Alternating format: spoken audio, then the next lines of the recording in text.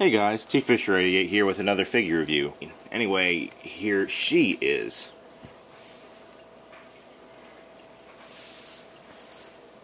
Larva Mothra from Rebirth of Mothra. This is the first 6-inch scale Larva Mothra that I got. And yes, like I said, it is from Rebirth of Mothra from 1996. Anyway, let's take a look at it.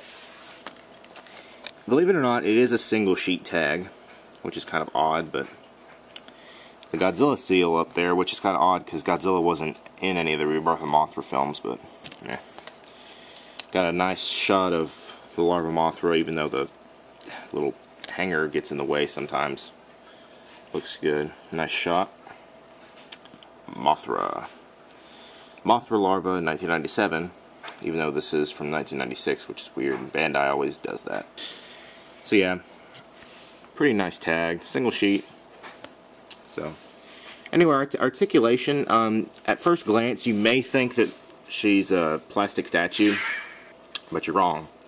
If you could spot the seam here, then you should know that you can rotate the head 360. Although it's actually pretty stiff, even though this is a soft vinyl figure, squishy. Squishy, yeah, very squishy, like that. But yeah, I don't know why you would want to rotate the head anyway. But I guess it was nice that they didn't just make it a plastic statue like Nars from Ultra 7. But yeah, so 1 point of articulation, pretty good, for a larva. So yeah, the detail on this larva is actually pretty good. On a Mothra larva figure, you can't expect like, oh my god, it's awesome detail. You can just expect, the larva, pretty good. But yeah, the body looks pretty good. All the individual parts that make up the body, the ridges and whatnot, look really good. So yeah, pretty nice. Tail spike looks good. On the side here, there are these individual like puncture holes, which I'm supposing are supposed to be just these. Yeah, that's accurate. If you look at the tag, you can see the spots. So yeah, it's pretty accurate. And both sides have them. That right. On this part right here, this is supposed to be the fur or hair, whatever. And they have the individual ridges. I don't know if you can see that, but it looks pretty cool. The face looks good. There are the 3 indentations on the forehead, which look pretty cool. They're accurate as well. Where the eyes are, there's a big indentation in like the eye socket, which is accurate. And the little beady eyes are there. On the sides, there are like these cracks, ridges on the side of the head, which look pretty cool. So yeah, and the mouth here, ridges right here, and then the actual mouth looks good. They sculpted in the teeth, so which is nice little pincer things. I don't know. It looks good. And then the mandibles, I guess you would call them, are there. They look pretty cool. They're okay. They're curved upward, so. And then you got the little toes or claws on the right here, which look, they're okay. And the bottom there's actually detail on the bottom. There's these, I don't know, no, I'm not really sure what you would call these, but they allow Mothra to, move around and whatnot. And it's like little suction cup looking things, and they're in rows of 3 all the way down the body. So yeah, it looks good. And then there are just ridges going all the way on the bottom. So yeah, pretty neat. It's a nicely detailed larva, but you can't expect awesome detailing on it.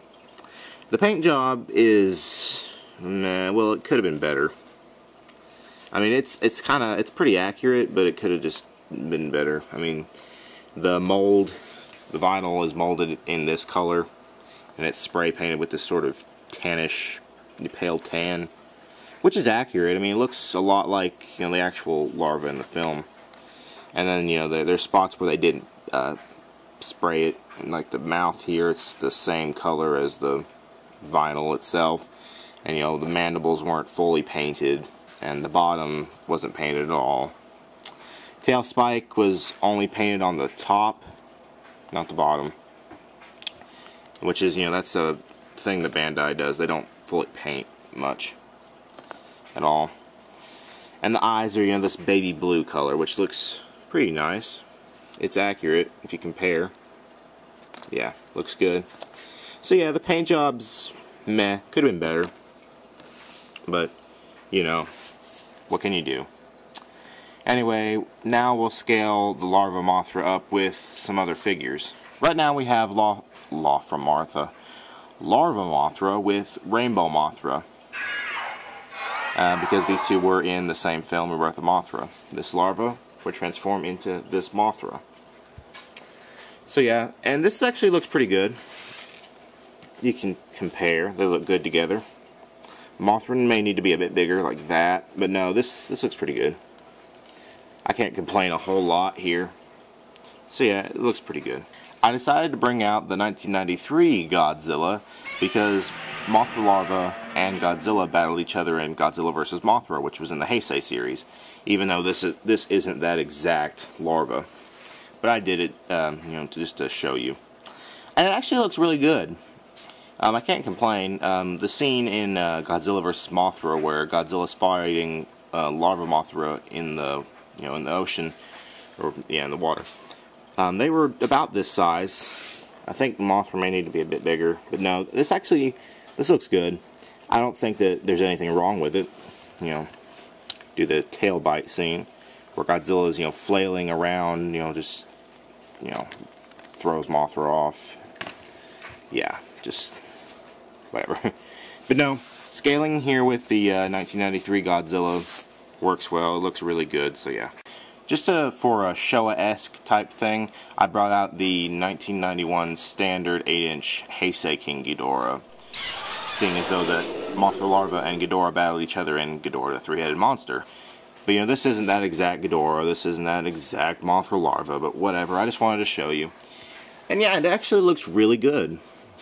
I can't really complain a whole lot about this one at all, because it looks extremely accurate. Ghidorah is the right size, Mothra Larva is the right size. So yeah, scaling works here. Mothra Larva is actually a pretty cool figure. It's okay. Details okay. Paint jobs okay.